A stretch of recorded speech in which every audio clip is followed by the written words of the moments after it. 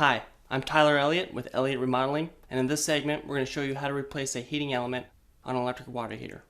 When replacing the heating element on your water heater, the first and most important step is to go to your breaker box and make sure that the breaker for your water heater is turned off. The second step, of course, is to turn off the water to your water heater so that you don't drown.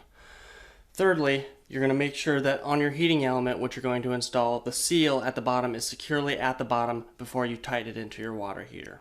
In addition to turning off your main water supply, you want to make sure that you drain your water heater before you replace any of the elements. After you've drained all the hot water out of your water heater and the power and the water are both off, you're going to come to one of two heating elements, a top one and a bottom one. Usually it's best to replace both at the same time.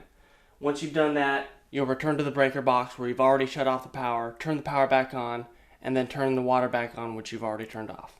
Again, I'm Tyler Elliott with Elliott Remodeling, and that's how you replace a heating element on an electric water heater.